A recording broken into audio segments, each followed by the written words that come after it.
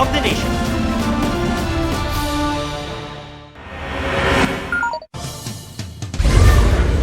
Pwersahang isinakay ang lalaking yan ng 4 na lalaking may takip ang mga ulo sa isang kotse malapit sa isang bus terminal sa Tagbilaran City, Bohol. Viral na ang video ng hinihinalang insidente ng kidnapping at iniimbestigahan ng pulisya. Tinutukoy na rin ang may-ari ng kotse. Nag-anunsyo na ng 50,000 pisong pabuya si Bohol Governor Enrico Aristotel Aumentado sa makapagbibigay ng impormasyon tungkol sa mga sangkot. Maghigpit pa po ng sinturon, mga kapuso. Round 2 na bukas ng mega oil price hike. Lagpas 20 pesos na naman ang itataas ng kada litro ng diesel. Sa gasolina, halos 13 pesos to 16 pesos. At sa kerosene, aabot sa halos 9 pesos per liter ang dagdag presyo. Sa komputasyon ng GMA Integrated News Research, kung isasama ang galon ng presyo bukas, maglalaro sa mga presyong ito ang petrolyo sa Metro Manila. Sa gasolina, 76 to 91 pesos per liter sa regular, 77 to 98 pesos naman kung premium. Sa diesel, 91 to 114 pesos per liter.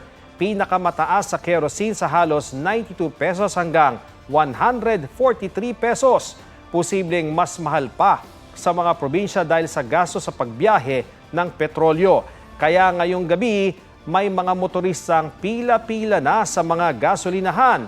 Ilang kumpanya ng langis ang nagsabing uutay-utay nila ulit ang pagpapatupad ng taas presyo sa linggong ito. Pero inaalala ng Department of Energy na kung magtutuloy-tuloy ang giyera sa gitnang silangan, aalagwa pa lalo ang presyo ng langis. Ngayong araw, aprobado na sa Kamara ang panukalang magbibigay kay Pangulong Bongbong Marcos ng emergency powers para suspindihin o tapyasin ang excise tax sa langis kung isang buwan nang lagpas sa $80 per barrel ang krudo sa world market. Ilang araw nang naglalaro sa $100 per barrel ang world oil prices. Sa naturang panukalang batas, hanggang 6 na buwan lang pwedeng gumamit ng emergency powers ang Pangulo at epektibo lang ang batas hanggang December 31, 2028. Na-transmit na sa Senado ang panukala. Tukoy na raw ng otoridad ang utak sa tangkang pagpatay sa alkalde ng Sharif Agwak sa Maguindanao del Sur na inasinta ng grenade launcher. Kasunod yan ang pagsuko ng suspect na lookout umano sa pag-atake. Yan ang report ni Oscar Oida.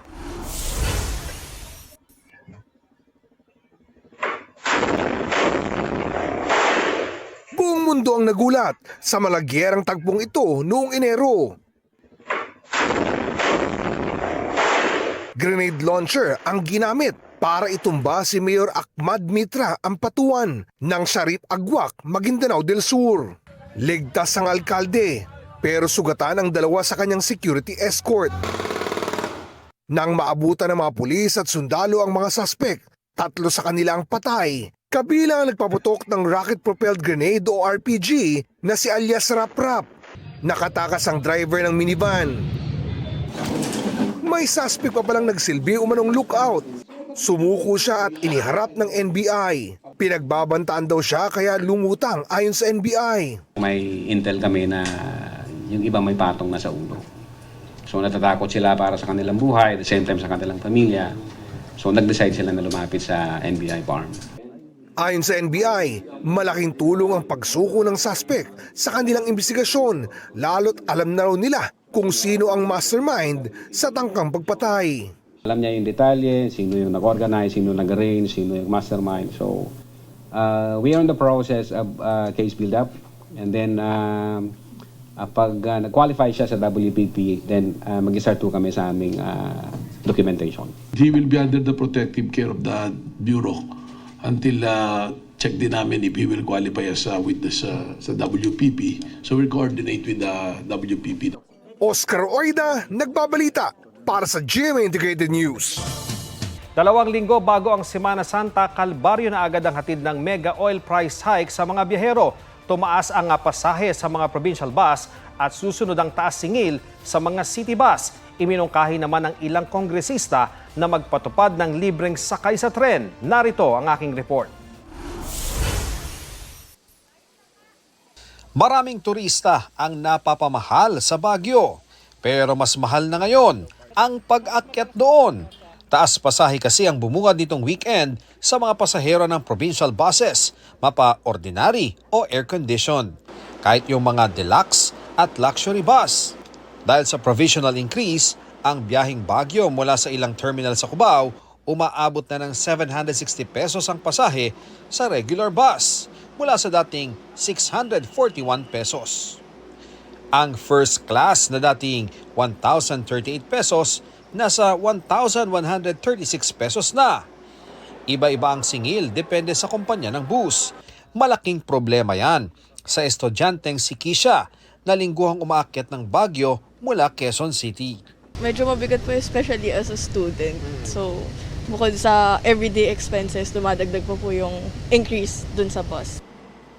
Sa PITX o Parañaque Integrated Terminal Exchange, nasa 200 pesos ang itinaas ng pamasahe pa Leyte. May 200 pesos naman pag Ginubatan Albay. Kaya si Lisa na biyaheng Ginubatan, nag-ordinary bus na para makatipid. Ang taas pasahe naman sa city buses, pinaplansya na bago i-anunsyo bukas ayon sa LTFRB. Iba ang fare structure ng metro buses compared sa provincial buses. Iba rin yung expense basket ng provincial buses compared to the city bus. Hindi sila the same. Pero sino mas magiging mataas, provincial or city? Tingnan natin bukas. Dahil sa pool ang mga tsoper sa pagmahal ng petrolyo, bukas hanggang Huwebes, mamamahagi ang DSWD ng 5,000 pisong ayuda sa 139,000 tricycle drivers sa Metro Manila. Sabi ng DSWD, posibleng sa Lunes ang bigayan ng ayuda sa mga jeepney driver at isusunod ang iba pang public utility vehicle drivers. Ang instruction ng ating presidente, kailangan multiple times kung tumagal pa to. 139,000 will cost the government around close to 700 million pesos. So nakahanda na yan. Inaayos na rin daw ng Transportation Department ang paglalabas ng 2.56 billion pesos na pondo para sa fuel subsidy ng operators at drivers ng public utility vehicles. Bagaman may ayuda at fuel subsidy sa transport sector, inaasahan nilang may transport groups pa ring hihirit ng fare hike. Ang purpose kasi naman po ng fare hike is more of sustainability, no? To ensure na meron tayong transportation, we really have to strike a balance between approving and giving a fair hike and also the capability of our commuters to pay the supposed fair hike. Pero para sa Piston at iba pang progresibong grupo, di sapat ang ayuda lang. Dapat daw ibasura ang oil deregulation law. Nagkasa sila ng nationwide strike sa Huwebes, March 19. 5,000 sa naabot. Halos kulang pa ng 2 days na para ipang krudo namin sa aming mga sasakyan. Mariresolve ba yung kasalukuyang kalagayan ng sektor ng transportasyon? Ilang kongresista naman ang naghain ng resolusyon na nagmumungkahing magpatupad ng libreng sakay sa mga tren sa Metro Manila, ang LRT1, LRT2 at MRT3 para makagaan sa gastusin ng milyong-milyong commuter. Wala pang tugon dito ang DOTR. Bagong all-time low ang halaga ngayon ng piso kontra dolyar matapos bumulusok noong Biyernes. Nagsara ang palitan ngayong araw sa 59 pesos and 87 centavos kada US dollar. Sa intraday trading o kasagsagan ng kalakalan, umabot pa ang palitan sa 59 pesos and 95 centavos. Halos 60 pesos na. Sumadsa din ang Philippine Stock Exchange Index sa pagsisimula ng bagong linggo ng kalakalan. Kasabay rin ito ang paghina ng stock market sa Asia Pacific dahil pa rin sa pagmahal ng krudo bunsod ng giyera sa Middle East. Nasa alert level 2 pa rin ang Bulkang Canlaon sa Negros Island na nagpaulan na naman ng abo matapos sumabog kagabi na ikatlong beses na ngayong taon. Mula sa Bacolod City, may live report si Eileen Pedroso ng GMA Regional TV. Eileen? Iyan, mahigit 50 na barangay na sa Negros Occidental ang apektado ng ashfall matapos ang pagputok ng Bulkang Canlaon kagabi. Pinakanapuruhan ang bayan ng La Casillana.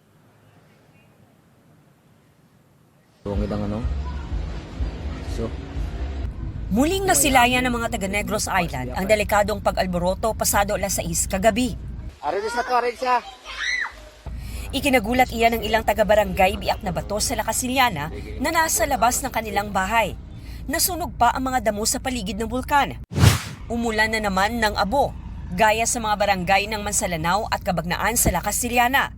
Sa barangay Robles, naka-face mask ang ilang residente kaninang umaga bilang proteksyon. Nay niya gawa nga lupok sang nagligad, amol patong abo ini daw jutay lang gawa. Mataw ka na daw vlog ubag kina kunan isang abo. Ay may ara ma'am hindi mo malikawan na kahit ara kami gani gatulog kami nagamas kami natural lang yung may kulba. Moderately explosive eruption ang pagsabog ng Kanlaon kagabi na tumagal ng 1 minuto ayon sa PHIVOLCS. Umabot sa 5 kilometro ang taas ng nilikha nitong eruption column. Ang abo at usok nito, hinangin patimog silangan at hilagang silangan. Gaya ng huli nitong pagputok, pagbaba ng sulfur dioxide na nagresulta ng pagbara ng daanan ng volcanic gases ang sanhi ng eruption ayon sa PHIVOLCS. Ang mga frequent na eruptions nagapakita lang kung na very active, highly active katubong aton nga bulkan. Kung ini siya nga mga eruption na magpadayon kag ang mga kaupod niya parameters kung ini sila magpakita sang significant change posible kita nga magpasakat ang aton nga alert level. Nagka-ashfall din sa mga bayan ng Binalbagan, Moises Padilla, Hinigaran, Isabela, Pontevedra, Ilog at mga lungsod ng San Carlos, Himamaylan at Kabangkalan. Is there ang ashfall na na-experience sa ilang mga community, mag-wear din sila sa ilang face mask because it would also help ma-affect sa ilang health.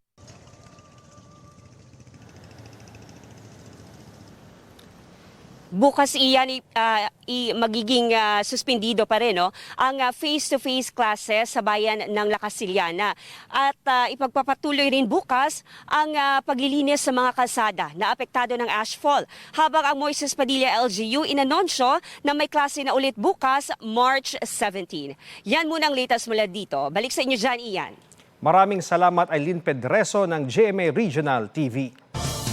May alok ngayong ₱250,000 si Manila Mayor Isko Moreno para malutas ang kaso ng pagpatay sa retiradong pulis na dati niyang security aide na huli camp kung paano siya itinumba at ninakawan. May report si Marisol Abduraman.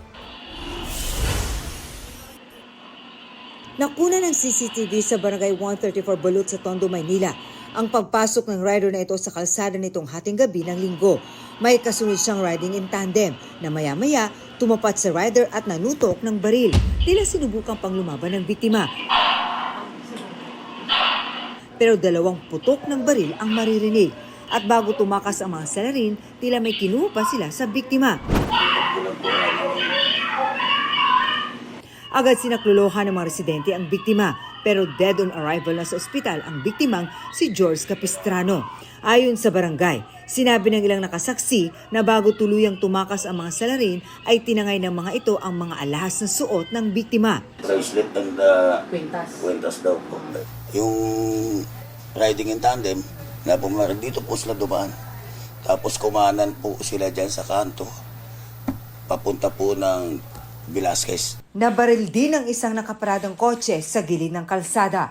Retiradong pulis si Capistrano at dating close-in security ni Manila Mayor Isko Moreno. Ngayong araw, nag-alok ang alkalde ng ₱250,000 kapalit ng pagsuko ng suspect sa krimen sa loob ng 48 oras. Pwede rin daw siyang isailalim sa Witness Protection Program kapalit ng pagturo sa gunman. Marisol Abduraman, nagbabalita para sa GMA Integrated News. Ibasura ang impeachment complaints. Laman niya ng tugon ng kampo ni Vice President Sara Duterte ngayong araw na deadline ng kanyang pagsagot sa mga reklamo. Tugon ng bise, ni-recycle lang ang mga akusasyon sa impeachment complaint noong 19th Congress. Git niya, nilabag ang due process at may double standard na ipinatupad sa impeachment complaints laban sa kanya at kay Pangulong Bongbong Marcos. Na-prejudge o nahusgahan na rin nila ang mga ebidensya laban sa bise. Itinuring din umanong na gospel truth ang mga pahayag na nagpakilalang dating security aide ng bise na si Ramil Madriaga na nagsabing naghatid siya ng milyon-milyong pisong pera para sa ilang individual. Wala raw ni isang ebidensyang inilabas si Madriaga para patunayan ang kanyang mga aligasyon. Isa-isa ring sinagot ng bise ang ilang aligasyon sa impeachment.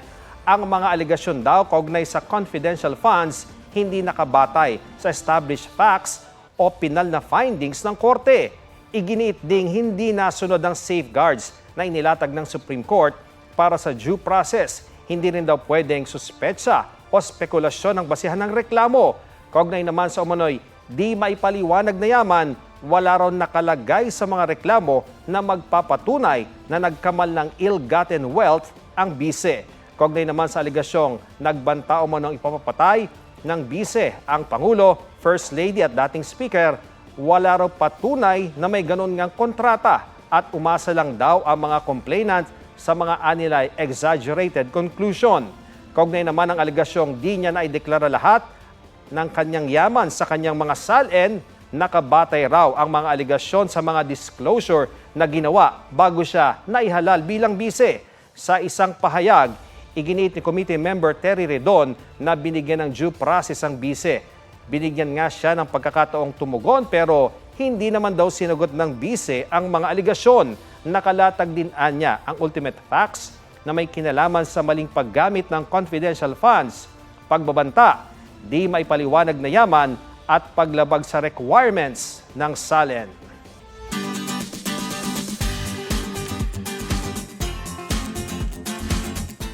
Ramdam nyo bang parang naka-aircon ang paligid kahit Marso na? Epekto pa rin ito ng amihan na ginawa na namang paandar ng mga matatabang utak.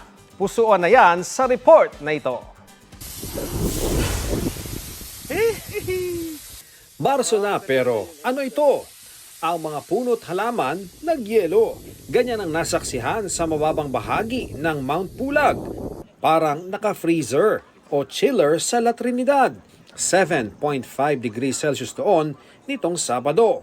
Ngayong araw naman, 11.4 degrees Celsius. Sa Tanay Rizal na mas mataas at sinasanggapan ng Sierra Madre, 16.8 degrees ang lowest temperature ngayong araw. May mga dumayo para i-enjoy ang lamig. Pero sa ilang taga-Tanay, the cold bothers them anyway. Hindi ho kami nakakatikim ng init dito. Ang sakit sa buto, nangangawit na yung mga butong sa lamig. Sa Metro Manila, parang naka-aircon na naman. Si Ace, channeling Opa vibes sa QC. Grabe, nilalamig na ako. Fit check tayo. Tara. Fit check. Grabe, lamig. Si ating bibili lang ng merienda, bakit parang nagwi-winter sa Japan? Habang si David, pambalansi raw sa lamig ng panahon, ang girlfriend daw niyang mainitin ang ulo, si Gab by the pool. Why? It has been so cold lately. May sagot kung bakit nga ba biglang lumamig. Yan po ay dahil sa tinatawag dating phenomenon na single status. Kuya King, ano ba? Of course, hindi love life ang official explanation.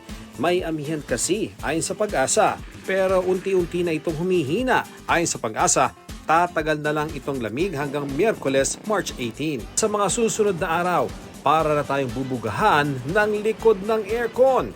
At ang lamig, mararamdaman na lang sa chat o status. Hugot!